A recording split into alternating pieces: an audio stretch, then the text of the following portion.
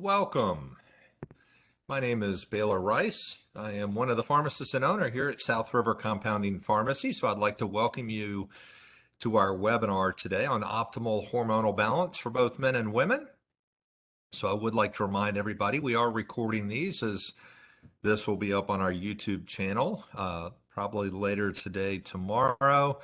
So for those of you that are watching this not live, welcome. For those of you live, we do have a chat feature to be able to ask questions. So I do encourage, feel free to ask questions. I will try to answer those as we go along.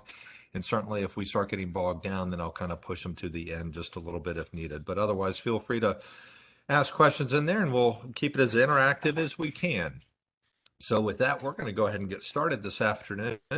And some quick just disclaimers I'll let you read through. Certainly we don't provide copy of the slides prior to the presentation to the FDA. So with that, I want to start with, I think that skipped, really, well, I left, I'm missing a slide here, I'm sorry.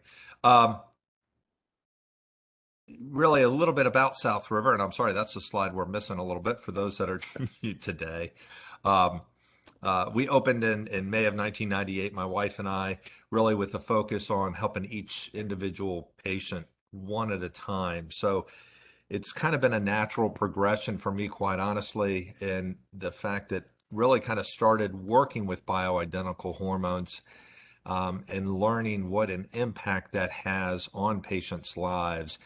And then that kind of opened my eyes up because I was trained in traditional American medicine, American pharmacy type algorithmic, here's a problem, here is a medication for that problem. If this med doesn't work, then let's shift over and use this one.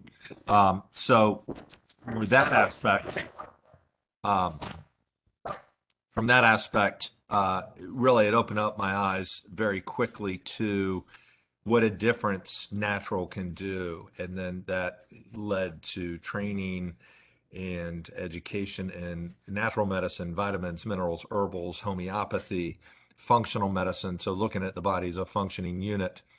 And so that's really how we practice today is looking at the body as a whole, pulling everything together. So we will discuss not only just sex hormones today, but also discuss a little bit about diet, lifestyle, as well as the endocrine system in general to kind of keep you balanced. So with bioidentical hormones, that is something that we have to compound in the lab. So that does require prescription. So anything we make in the lab is going to require the engagement of your practitioner. Now that can be primary care, internal medicine, GYN for the females, but also NPs, PAs, really whoever you're working with for your health. So work together as a team to help you get there to where you would need to be. So that's a little bit kind of about. Now to kind of get into, to set the stage a little bit for deep thoughts. Aging. So persons with lower health risks tend to live longer than those with higher health risks. And not only do persons with better health habits survive longer, but in such persons, disability is postponed and compressed into fewer years at the end of life. So really this next slide really gives the visual for that piece. And what you can see here is it's interesting. We want to keep this bar as high as we can, as long as we can, right? So even if that endpoint is the same, even if no matter what we do, we're going to die at 80 or 85, whatever that endpoint is, ideally we want to just go like banshees and then boom, drop dead and be gone. Absolutely. If you look at this with what we see in life, though, this ill health, if you will, starts kind of creeping in. It's interesting. You follow the data and it's about 35 years old. So when we talk about hormones today, you'll notice, men's testosterone starts kind of dropping around 30, women's hormones around 40. So generally, I say on average, we see about 35 is where they start dropping. And that's, you see that correlate with the declining of health in general, which is interesting. So the ticket really, and the trick is trying to get this bar as high, keep it as high as we can, as long as we can, and really compress ill health into few years at the end as much as possible. The fact is, the loss of hormones in both men and women is part of the process by which nature leads us to old age and death. I know that that kind of sounds kind of morbid, if you will, but when you think about it, it's true, right? It's the hormones dropping off. Eventually, endpoint will come. Simple fact is, one can't have satisfactory life if one doesn't have satisfactory hormones. So it's all about, we've got the gas tank. So finding out where our level of hormones is absolutely imperative. So then we can see, are we overflowing? Are our hormones too high? Are we down here at the bottom? Are they too low? So in that, there is a range from the various lab companies out there. And it's not if a little is more, good is better mentality that we have, but it's finding that optimal zone of where we want to target. And so if we get your numbers, then we've got a place that we can go and adjust. And then down the road, certainly repeat the numbers and correlate that with symptoms. So we don't just treat a lab, we don't just treat a symptom. It's really blending in the labs, the symptoms, the personal history, the lifestyle history to really get a very patient-specific protocol to support your individual system and where you are.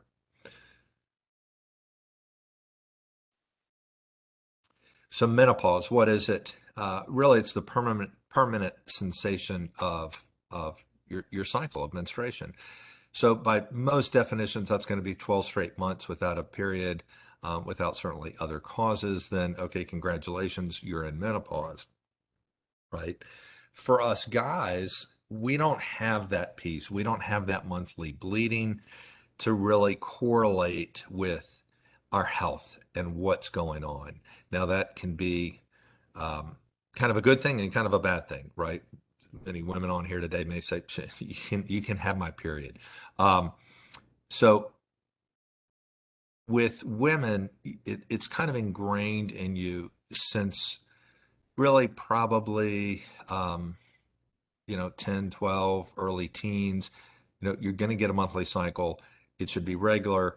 If it doesn't come, see a doctor. If it comes nonstop, see a doctor. If it's heavy, if you see changes, right? Women are kind of ingrained. Go see everybody once a year. For us guys, we don't have that to associate ill health or issues. So, and we're kind of knuckleheads anyway, right? Especially as we get older, get married, then it's kind of like we have to get whacked up the head. All right, go see the doctor. So we're good to go if we get in to see somebody once every 5 years. So for us, when you look at the definition of andropause, late onset hypogonadism or testosterone deficiency syndrome is a condition in older men characterized by measurably low testosterone levels and clinical symptoms, mostly of a sexual nature, certainly, including decreased desire for sex, fewer spontaneous erections, and erectile dysfunction.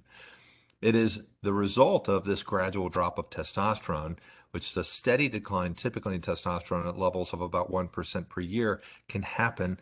And we see that decline in testosterone, not just men, but also certainly we see that in women as well. So, you can see here, levels of testosterone at a good gas tanks full, and how that kind of starts declining at 30 and then kind of continues to decline with the aging. And that's where symptoms come on board. So, at what rate? For some guys, it's gonna drop faster. For other guys, slower. And again, that kind of pulls into lifestyle and what else we're doing. Menopause, andropause, and I'm going to kind of talk about both of them kind of simultaneously today, because it is very much similar for both men and women. So as we see this decline in hormones, so hormones, that being estrogen, progesterone, testosterone, DHEA, in both men as well as women, when things start getting out of balance, we're going to see brain function issues. For the women, the hot flashes, the palpitations, irregular cycles, urine incontinence. So starting to have what I call the laughies and sneezies. So starting to have changes there and being able to hold the bladder. Dryness, both all over hair, nails, skin, but also the vaginal tissue, which then that affects painful intercourse, and then we can see decreased orgasm. joint aches and pains, decreased sex drive, changes in weight. So, as you notice as you get older, well, gee, I'm actually eating less, I'm eating better because I've got more.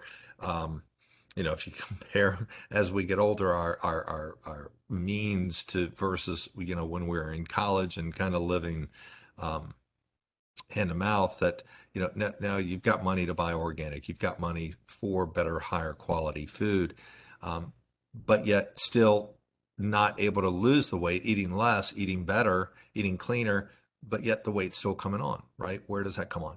The hormonal imbalance, that imbalance in general.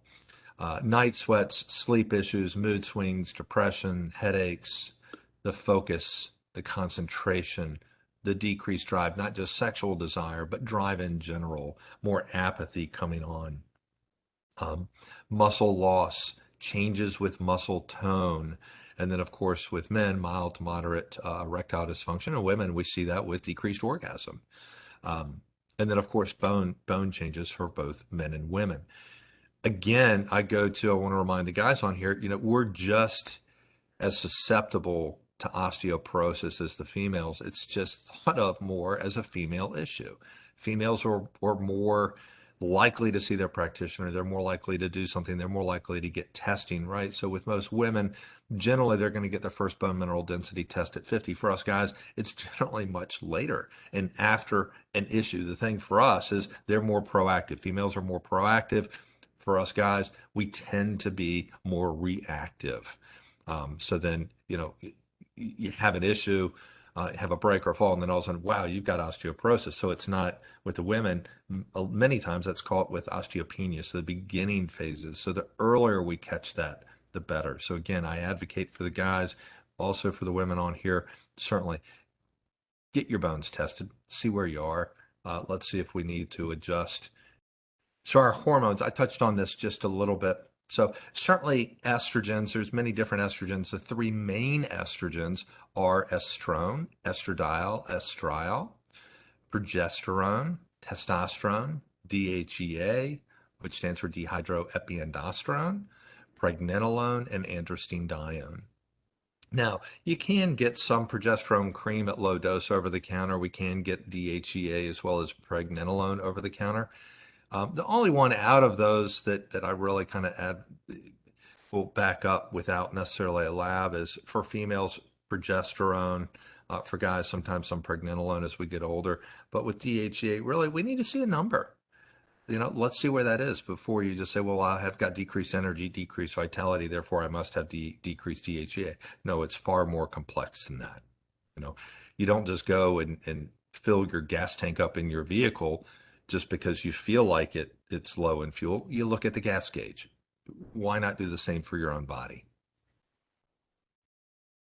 So some functions of estrogen.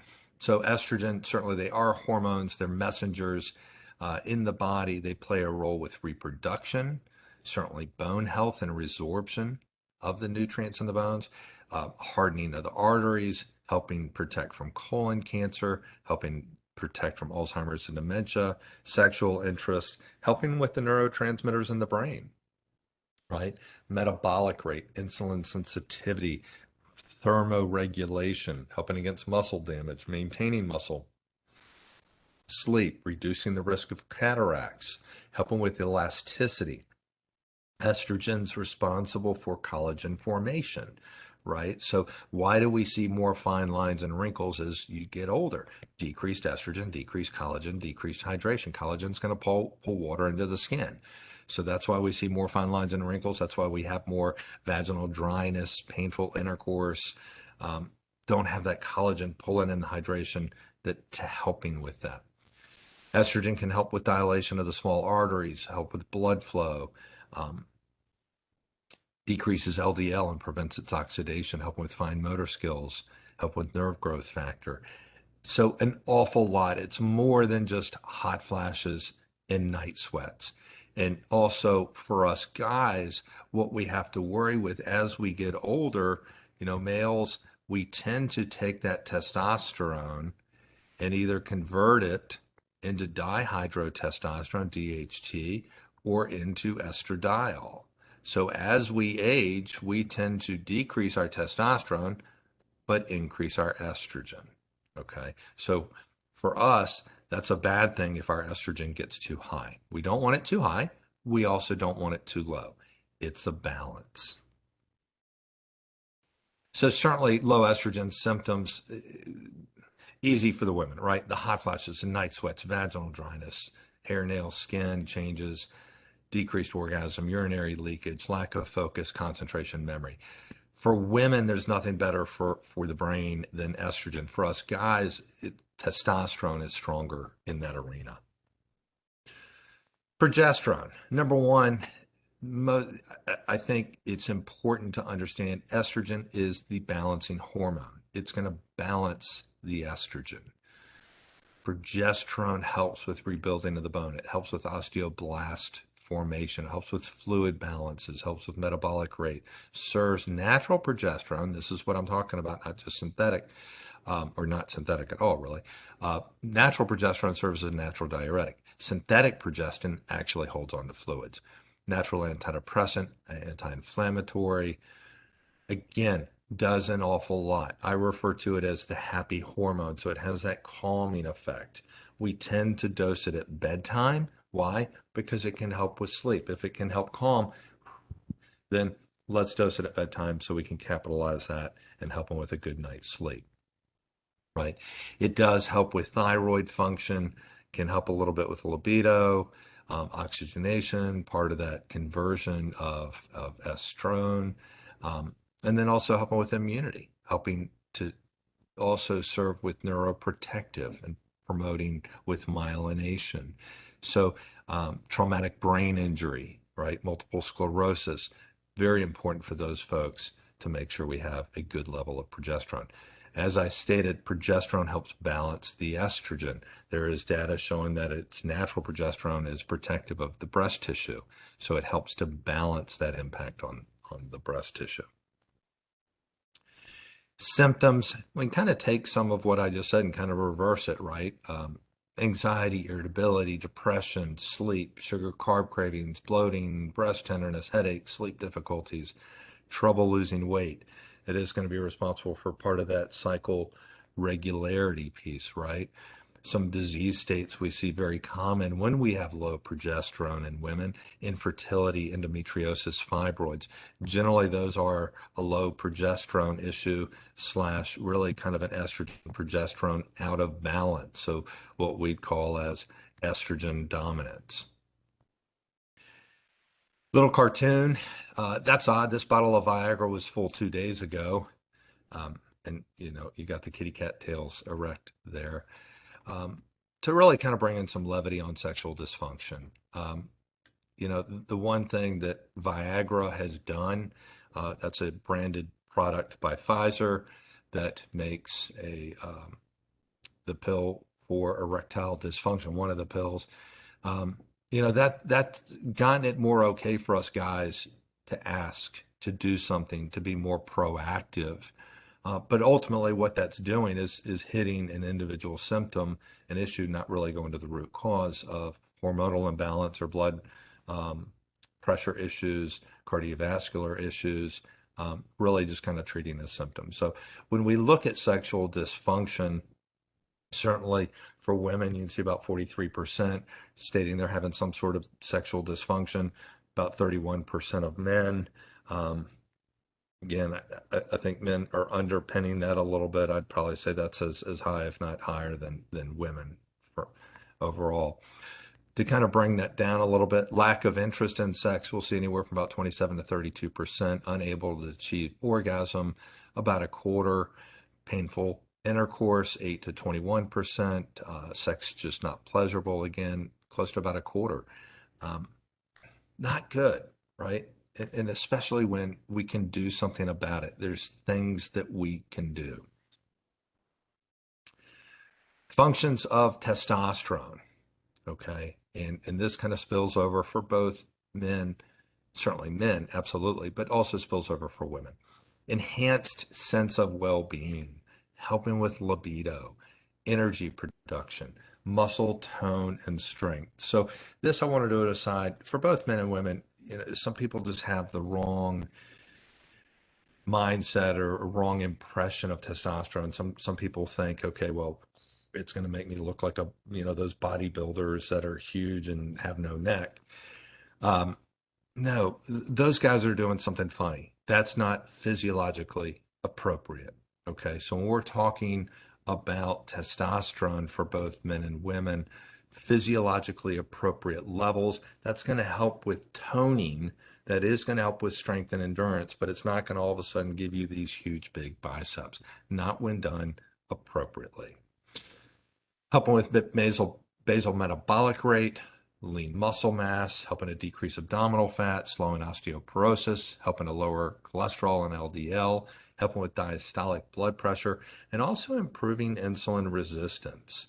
That's huge. For type 2 diabetic males, every single time I see the testosterone's low. Okay. So absolutely, testosterone plays a huge role with blood sugar. So symptoms, certainly, and this comes out of, it's called androgen, it's the ADAM questionnaire. Okay, androgen deficiency assessment monograph is what that's an acronym for. So if you kind of check off 2, 3, or more of these, and we really need to think about, let's look at your testosterone level. So decreased energy, decreased libido, inability to maintain muscle mass, mood changes, falling asleep after dinner, decreased ability to play sports, decreased cognitive function, decreased insulin sensitivity, loss of height, decreased strength endurance, decreased work performance. So that's very commonly what we see with low testosterone. So what's the deal? Why such difference? Some people, especially when you think about hormones for females, most kind of have the preconceived coming from the synthetic hormones. Um, and so really what we want to do is look at what is really the difference and why do we see such a big differential in long term of synthetic versus estrogen. And really it comes down to structure, really. So, when we use bioidentical hormones for both men and women, we're using the identical molecular structure of what's in the human body. The derivation, which is why we kind of used to refer to it more as natural hormone replacement therapy, then we gravitated about 10, 15 years ago over to more bioidentical because it felt like that was a more appropriate term. It is identical to the human molecule. Um, Again, derived from soy as well as yam, but then extracted out and refined such that at that point it is the same molecular structure. So I get the question very frequently: Can I just eat a bunch of soy and that's going to give me bioidentical hormones since that's what it's from anyway? No, absolutely not, because it hasn't been refined. It hasn't been refined to that identical molecular structure. So women typically are at about 10% estrone, 10% estradiol, 80% estriol. So when we replace it, generally we're replacing with just kind of estradiol, estriol. I tend to avoid estrone unless someone's coming to us that has been on synthetic hormones for a while. Why? Because, for instance, Premarin, which is a conjugated equine estrogen, its chemical composition is really just the opposite: 80% estrone, 14% estradiol, 0 estriol, and 6% equivalent, which is a horse estrogen. So you can see it's kind of flip-flopped, right, of where that should be. Why that's clinically significant is estrone has a quick back and forth reaction with estradiol, but then estrone goes down one of 3 pathways: 16 alpha hydroxyestrone, 2 hydroxyestrone, or 4 hydroxyestrone. That 4 hydroxy pathway is what's affecting the breast tissue. It's also what's affecting the prostate for us guys. So, guys, that's why it's imperative we look at that estradiol to see really where we are from a safety perspective, because also a high estrogen level is, for guys, is going to give you the same similar symptoms of low testosterone. So your testosterone may be okay, it just may be that your estradiol is super high and it's giving the ratios off. You're out of balance. Progesterone, very similar. You can see this is a natural molecule that we have endogenously in us. This is Provera. Okay, medroxyprogesterone acetate, synthetic form. So the core structure is the same, but you've got these added chemical groups. That's what's changing things. The differential is natural progesterone is going to help with osteoblast formation. That's going to help with bones.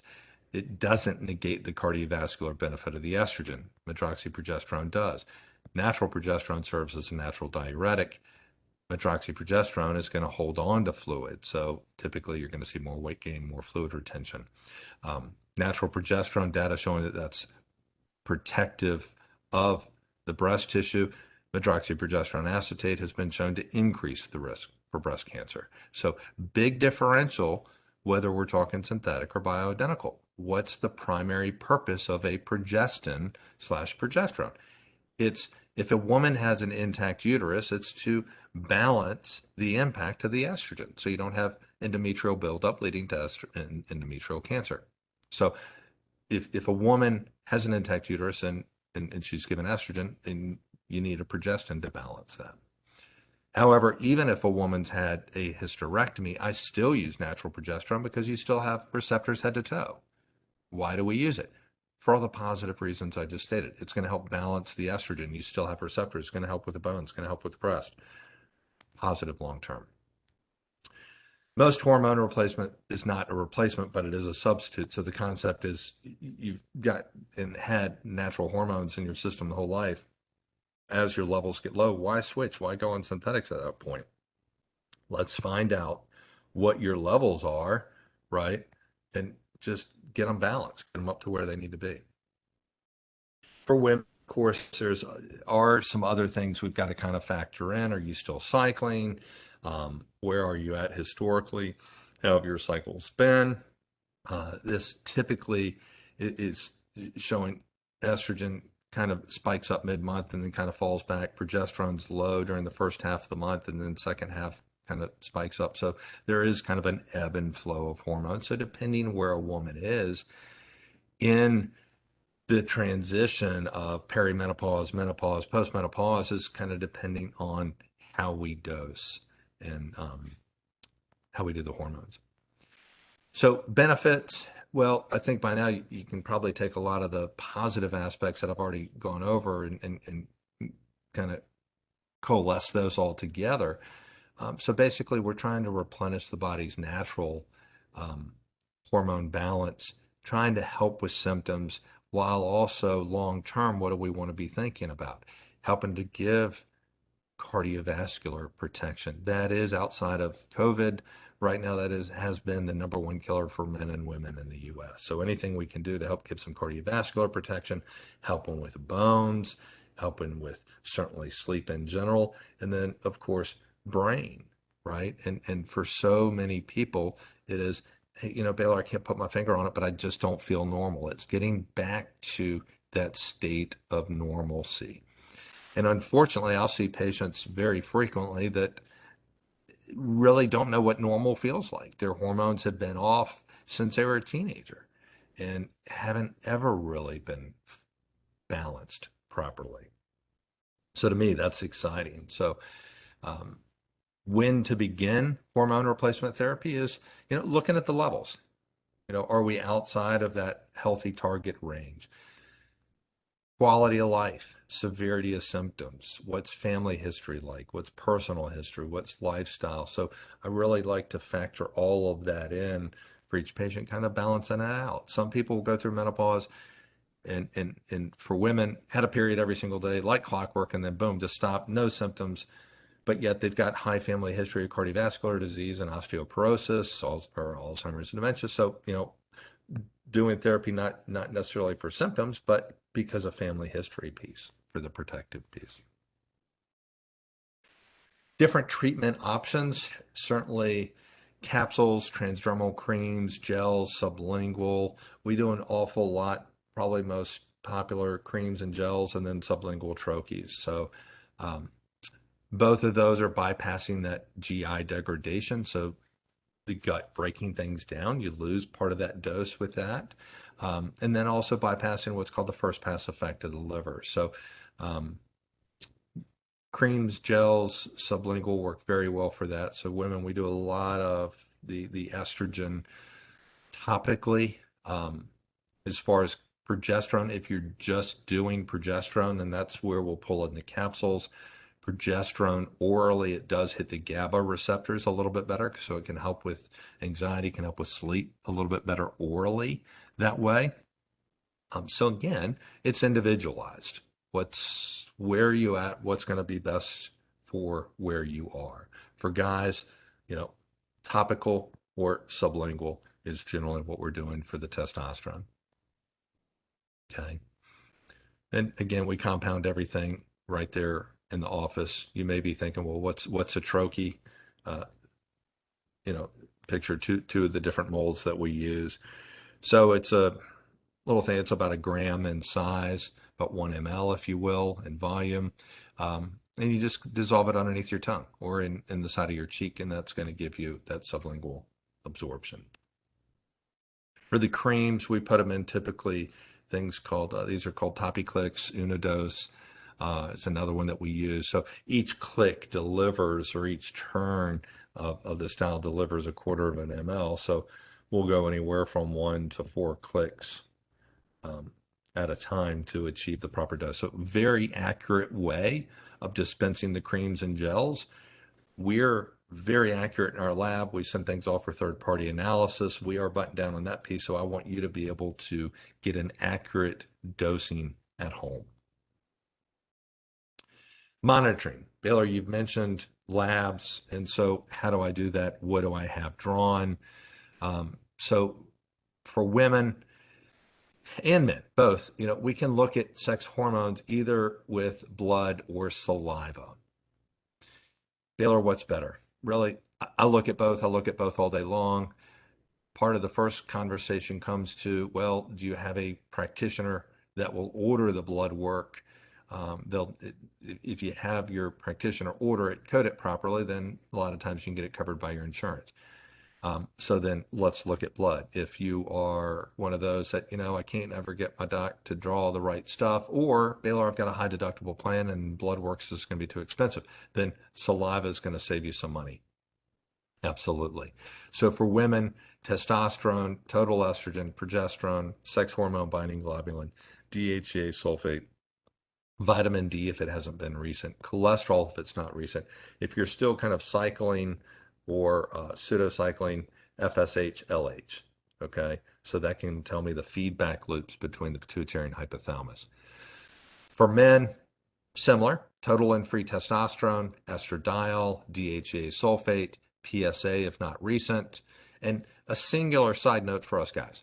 A single PSA number really doesn't tell us much unless it's super duper high, okay? It's really what you want to do is track it yearly. As we age, we are going to expect that to rise. But what you don't want it to do is rise too much. Okay. So, are you 0.5 and then the next year 0.6 or 0.8 versus, 1 year 0.5 and then the next year it jumped up to 4. Okay, wait a second. That's a big jump. Why? Okay. So that is a marker for prostate health. It is a marker for prostate inflammation, if you will. Luteinizing hormone. So that's the feedback between the gonads and the pituitary hypothalamus. So that gives us an indice of, are the boys able to produce more testosterone, or are they done? Are they tired, if you will? Prolactin, especially for the younger guys, because if you come back and your testosterone's in the toilet and we've got a high prolactin, then we need to get in there and get a scan of the head to make sure we don't have pituitary tumor going on that's causing that low testosterone. So that's more of the rule out in the beginning phases. And also vitamin D and cholesterol if not recent. So those are what I would consider to be full panels for both men and women. Far too often what we just see for women is LH and FSH, which is the feedback between the pituitary and hypothalamus and the ovaries. So it does not tell you exactly what you have in your gas tank. And that's really what we want. Knowing the feedback loop and how that's working is absolutely great, but I want to know what's in the gas tank ultimately. So this is a very, very busy slide. So I'll walk you through this. The hypothalamus regulates pituitary. Pituitary regulates the sex hormones. Pituitary regulates the thyroid. and the adrenals. So each of these have feedback loops to one another. Okay. It's just the feedback loop to the adrenals, to the thyroid, can have a huge negative impact. So often what we see during menopause and andropause, the sex hormones start declining. As I stated, on average about 35 years old. So it's not 50 and it's downhill. It's actually about 35, right? So at what rate are we declining? How fast? When do we drop off? And then you throw on top of that in the 40s, the kids are starting to get older, trying to get out of high school into college, start thinking about midlife. Do I change jobs, careers, what, right?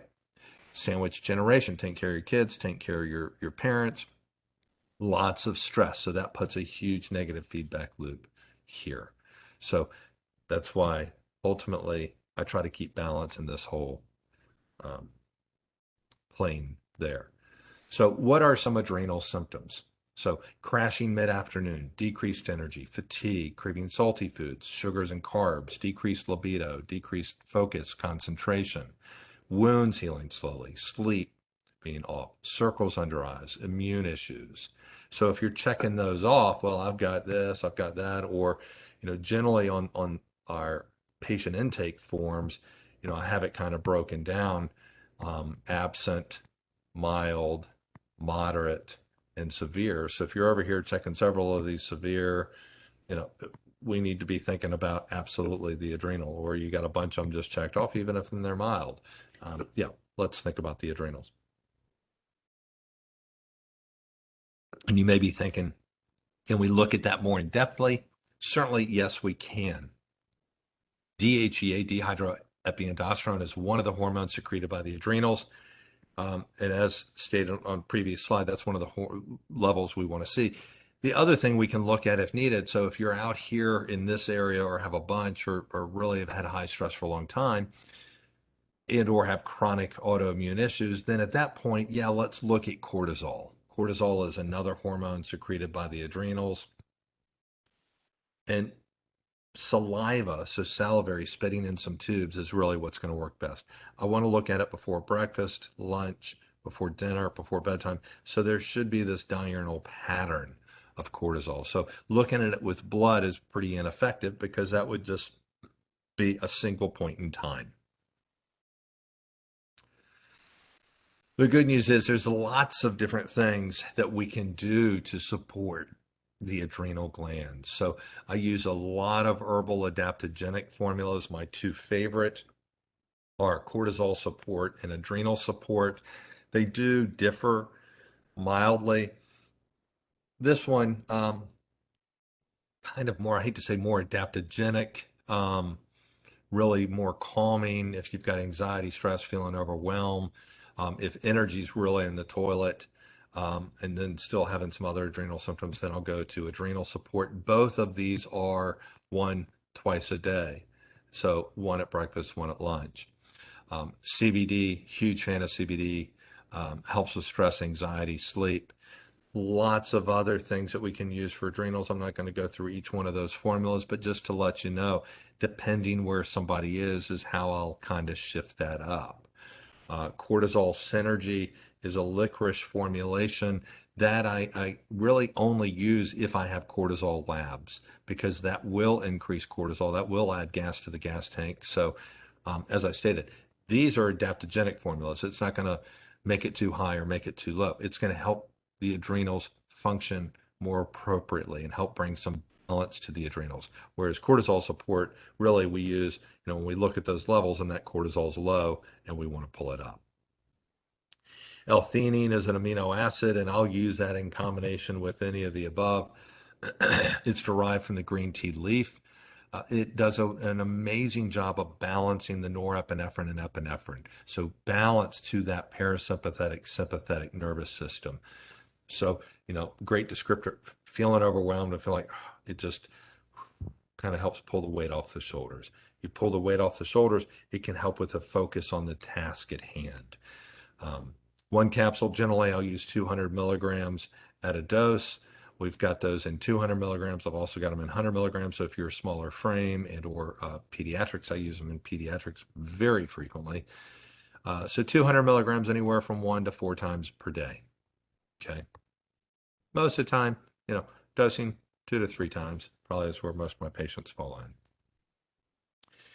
Thyroid symptoms: decreased energy, chillier than others, wearing socks to bed, anxiety leading to panic, aches and pains unrelated to exercise, depression, decreased libido, hair dry, falling out, brittle nails, decreased focus, concentration, exhausted at evening, but yet trouble sleeping. So again, if you're kind of checking off a number of these things, so we need to be thinking about looking at thyroid function. So what do we want to look at there? I'm going to fast forward to the labs real quick, and then I'll go back to some other things that we can do. Again, it's more than just TSH. So TSH is analogous to LH and FSH for the feedbacks between the pituitary hypothalamus and the gonads or the ovaries. TSH does the same from the pituitary hypothalamus to the thyroid gland. So it's a rough indice of how the thyroid is working. Well, it's a rough indice. What gas do we have in the gas tank, though? Okay, so I want to see free T3, free T4, reverse T3, TPO thyroid antibodies. So do we have an autoimmune inflammatory issue going on with the thyroid? Also, again, if we don't have a recent vitamin D, let's look at that, and then ferritin. And side note, both ferritin and vitamin D can affect how the triiodothyronine, which is the T3, binds to the receptor. So all those numbers can look fine, but we can have low ferritin and or low vitamin D, and that's affecting the binding, which ultimately can be spilling off a bunch of symptoms. Okay. Temperature, take your temperature in the morning while you're still laying flat. Keep the thermometer next to the bed. So take it before your feet hit the floor. So if you're running low in temperature, generally that's going to be, all right, the thyroid's running a little lean. We gauge it as with everything we do, looking at gauging with symptoms, take the labs, take the symptoms, correlate it together. And as I mentioned with the adrenals, we can look at those cortisol levels, and we can do that salivary wise. So what are some different things that we can do to support thyroid? Maybe, well, Baylor, I've had some recent numbers and all my numbers are normal. Still, though, I would say I want to look at the data. TSH normal is, depending which lab, generally about 0.45 to 4.5. That's a 10-fold, 10x difference. 0.45 to 4.5. That's huge, right? Optimally, I want that less than 2, but preferably closer to 1. So somewhere between kind of that 1 to 2 range. So, you might be at 3.2. Okay, you're fine, nothing's wrong, but yet you still have a ton of symptoms. Well, that's where we come in and we'll pull in. Well, let's make sure we've got some basics done, right? Let's make sure you're on a good therapeutic multi with a methylated B complex. Let's make sure some fish oils are on board. Vitamin D is there. And then, of course, then we can use either thyroid complex or thyroid support complex, which are nutrient and herbal combinations to help balance the thyroid gland, help bring in some support, kind of like what the adrenal support and the cortisol support are doing for the adrenals. Do we have other things that we can use for the thyroid? Absolutely. These are combination products that do a good job to keep us from having to take multiple things at one time, just solely for the thyroid. I want to touch on just a little bit on neurotransmitters. And, when you think about what we've gone over already, going back to, let me go back to this. Some of the symptoms I've given you, certainly for sex hormones, some of the symptoms I've given you for thyroid and adrenals, there's some overlap. And you may be thinking, well, Baylor, it's there's some similar symptoms in each basket. Absolutely. So that's why it's imperative not, I just don't lump it all in the sex hormones. Let's kind of break it up and see what's saying, hey, I need some help too. I need some support. So if we're getting and achieve balance here and we're still having depression and anxiety and sleep issues, then that's where, okay, well, let's look at that neurochemistry, right? So we can actually look at it via a urine test, and that's going to give us and be able to look at our serotonin, dopamine, norepinephrine, epinephrine, GABA, glutamate, PEA, histamine, so we can see what are the levels, just like sex hormone. What are the levels? What are the symptoms? What makes sense? So, the neurotransmitters are those little chemical messengers um, that really help regulate much of the physical and emotional processes, including movement, stress response, cognitive function, emotions, energy, cravings, pain. Um, so, instead of just slapping somebody on here, take some Prozac, take some Zoloft, antidepressant or anxiolytic agent, well, let's see what the numbers are. Let's see where we are and what is actually off. Which is why so many times you go to a practitioner, and this isn't their fault. This is the way the system is. And okay, here I've got some depression symptoms, anxiety. All right, well, let's try this antidepressant. And then you go 4 to 6 weeks. Well, that didn't work. All right, well, let's try this. Let's try this. Right. And most of those are impacting kind of X going to Y, right? For instance, SSRIs, selective serotonin reuptake inhibitor. It's blocking that pathway, so trying to help keep more serotonin around. So, you're given a drug and you don't even know what's in X and Y. You don't know where your baskets are. Well, let's find out where the baskets are and see where we need to target. And that's, I think, really why so many people try different antidepressants and have such a wide array of side effects. Take 10 different people with similar symptoms, and you got 10 different results. Somebody maybe tried Paxil, Prozac, not picking on anyone in particular. And okay, with this one, gain weight. With this one, lose weight. This one made my depression worse. This one helped. This one made me more anxious. Hopefully, you understand the point. Take the same drug with different people and get different response. It doesn't really quite make sense. If you would have had the data and know exactly what we're trying to target, then we shouldn't see such a wide array of response. This is a snippet out of the neurotransmitter pathway system. I'm not going to make you an expert on this right now. We do have a webinar more specifically on neurotransmitters that we've done. So you can go to our website and click our YouTube channel to watch more in depth with this. I just wanted to at least touch on it and give you an appreciation for this is complex. There's a lot of stuff going on. So what we use to balance the neurochemistry are amino acids, and I also use nutrients and herbals. You can see a lot of nutrients, a lot of B vitamins, a lot of vitamin C, methylation factors are helping with transporting one neurotransmitter into another. Okay.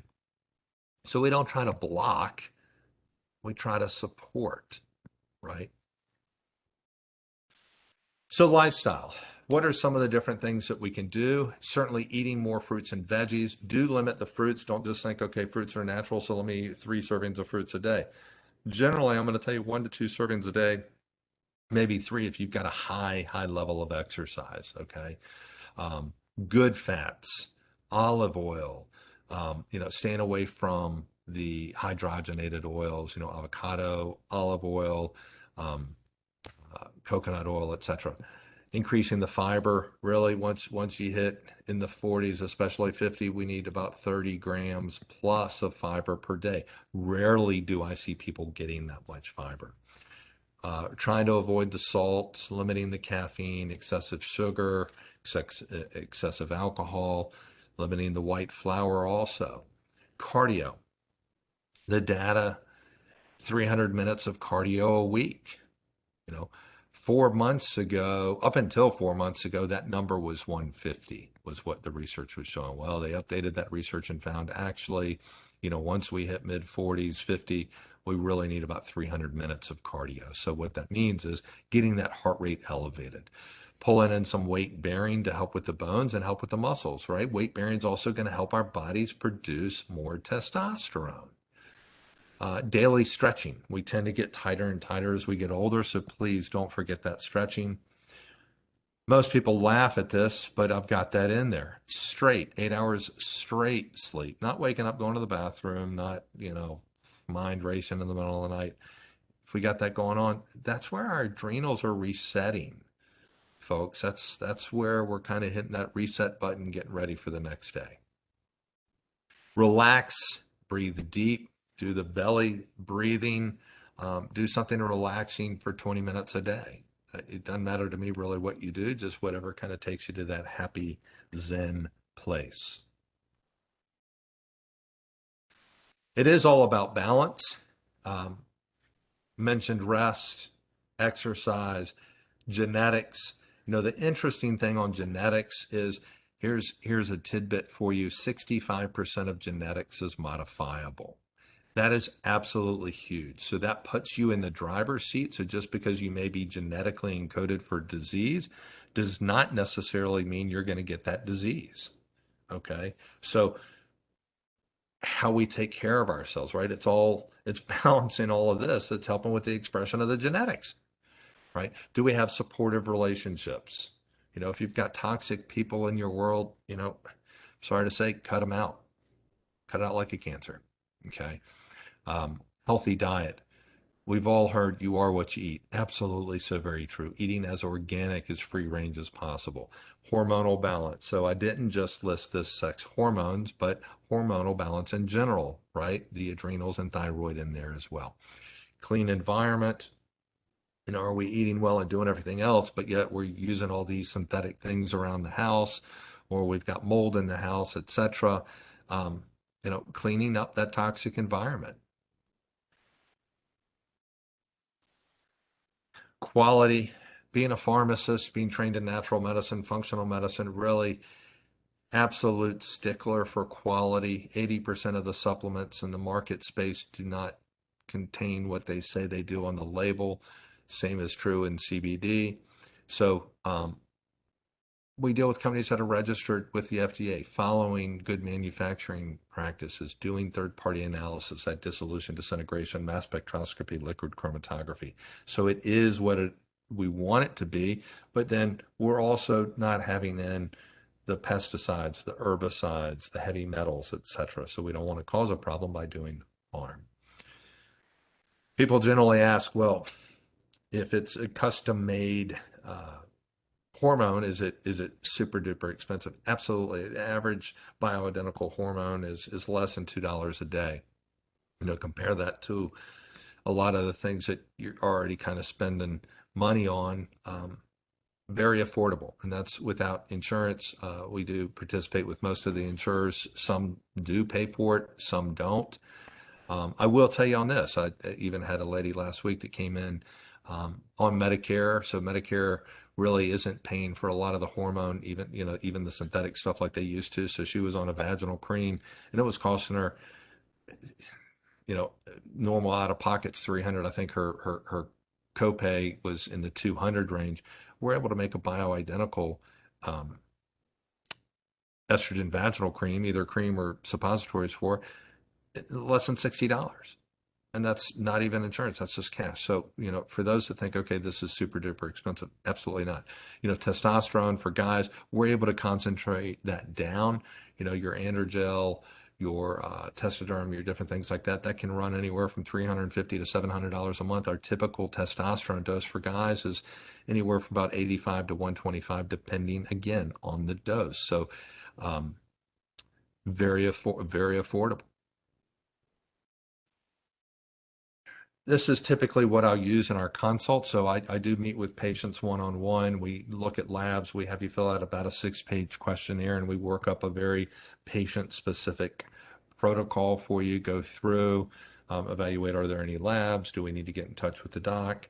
And, when we want to follow up, and then, of course, making supplement recommendations. So that's an example of what we'll do in the consults and help our patients out with. So what are some baseline supplements, Baylor? What's something that I can take just to be healthy, to maintain vitality in general? Phytonutrient multi, that's our food-based multi with methylated B vitamins, generally 1 to 2 a day. Do take it with some food. Fish oils are going to help everything head to toe. So either the soft gels, or if it's, Baylor, I don't want to swallow those big soft gels, we do have a liquid. It's made extremely clean. slight fish taste. It's not overpowering. It's not disgusting. It really came out extremely well. Generally 1 to 2 teaspoons. I know, 2 to 4, 1 to 2, Baylor, that's a huge variant. Well, depending on, again, what your family history, what your personal history is, what's going on there. So healthy, no big family history, 2 or either 1. If you've got cardiovascular or blood sugar or weight issues, that sort of thing, then we'll gravitate and go towards the heavier dose. Vitamin D, COVID's still very much a reality out here. Vitamin D, look at the data on vitamin D in COVID, helping with prevention and also helping decrease severity of symptoms if you do contract the virus. So minimum 5,000 IUs a day. Now, I do, as I mentioned earlier, I want to look at labs. So if I have the labs, we'll certainly go higher than that. The normal, so is 30 to 100 with LabCorp and Quest. So you may come back at 33 and be told, hey, you're normal, you're fine. Well, yes, you're within that huge range. Optimal, though, is 60 to 80. Okay, so that's really our target zone, not just getting it above 30, but the target zone 60 to 80. CBD. CBD hits 220 systems in the human body. Whether you use soft gels, tinctures, or gummies, it really doesn't matter to me. All of them work. It's what's going to be easiest for you to use. So generally, I'll start with about 15 milligrams a day and titrate that up until we hit the desired result. Or if you get daytime sleepiness, then we'll back off the dose. What are the main areas we're using CBD for? Decrease in inflammation, helping with pain, stress, anxiety, depression, sleep, brain function, aging. It helps decrease inflammation, right? What's the main driver behind most disease states? Inflammation. Some other things I just kind of wanted you to have just in general, thinking about aging, brain health. Do we need to do other things for the brain? There again, do I put somebody on absolutely every one of these? No, depending what's going on. CoQ10, primary nutrient for mitochondrial function. Heart is the richest muscle in the body of coenzyme Q10, also great for the brain, right? Stress, we certainly spoke about L-theanine, cortisol support, adrenal support, Tranquil, that's an Ayurvedic formula. If the answer is, well, Baylor, I've got a big worry component, that formulation, if worry is really thrown in there, works really well. Lots of different sleep formulas. Melatonin CR5 is a biphasic melatonin, so it releases some when you take it and then releases the rest of it about 4 hours later. So it does a nice job, especially if you're kind of one of those, ping, I'm popping up at 2 or 3 in the morning and don't know why.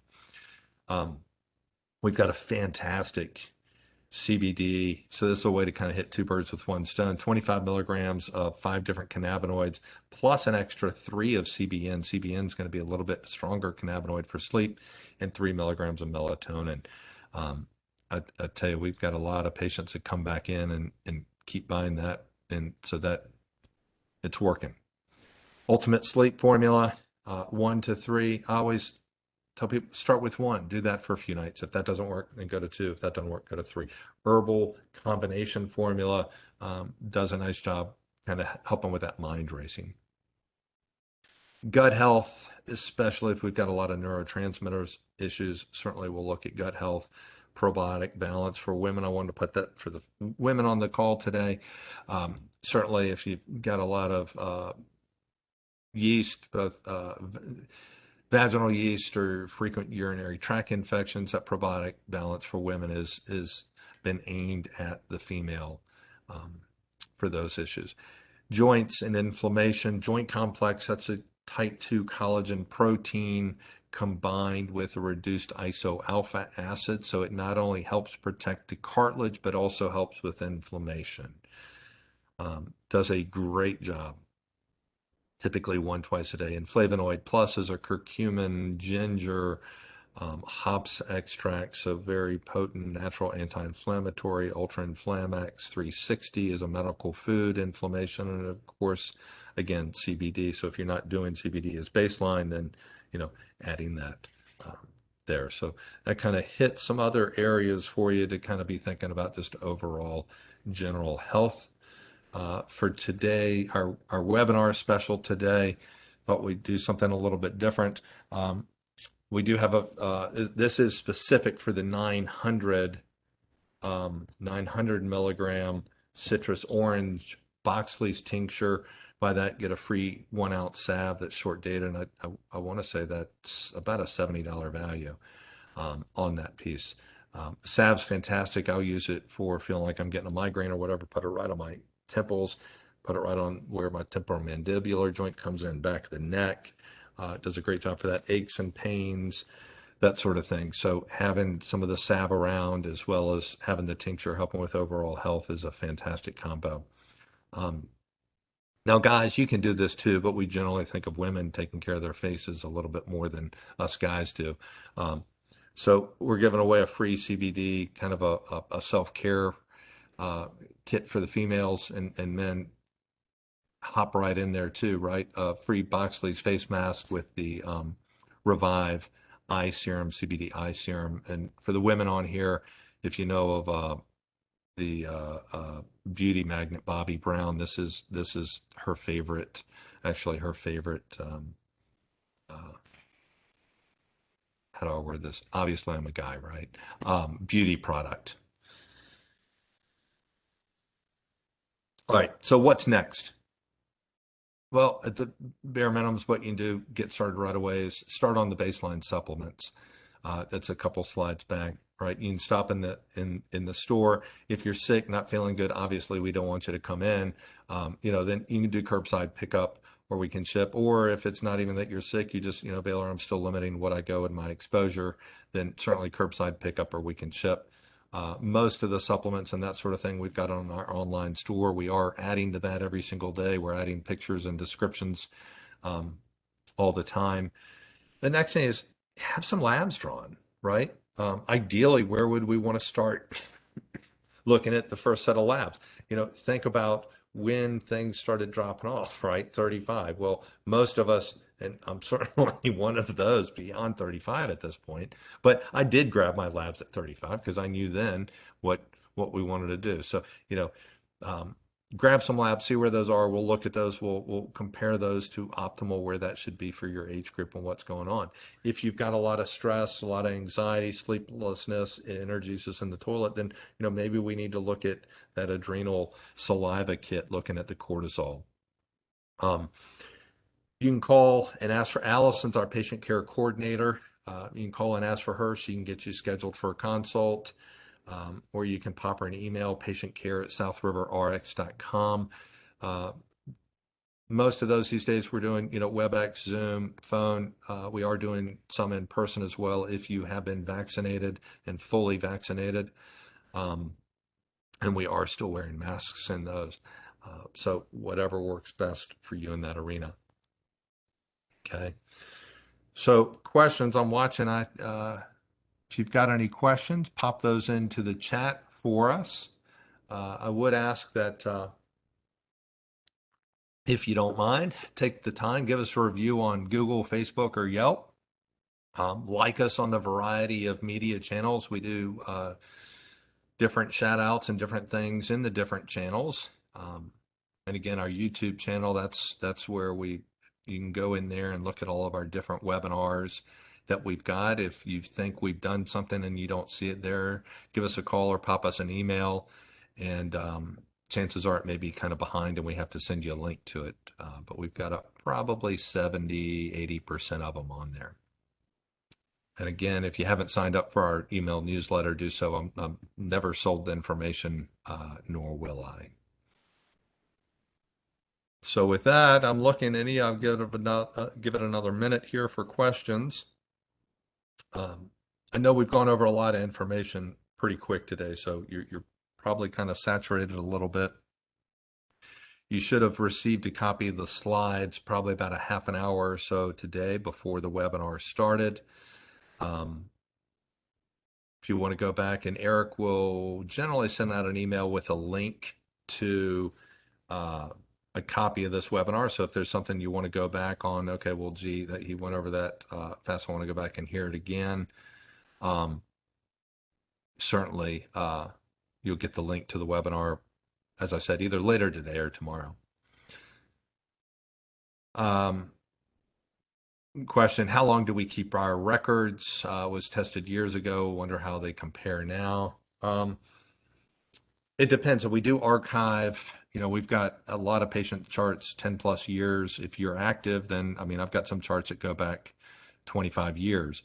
But if you're inactive, generally about 10 years, we'll kind of archive those. So, but if you've been active, getting things, having consults or follow-ups, then active, then we keep those for, they go way, way back. So the best thing to do would be to call or pop an email and we can see if we put our hands on them.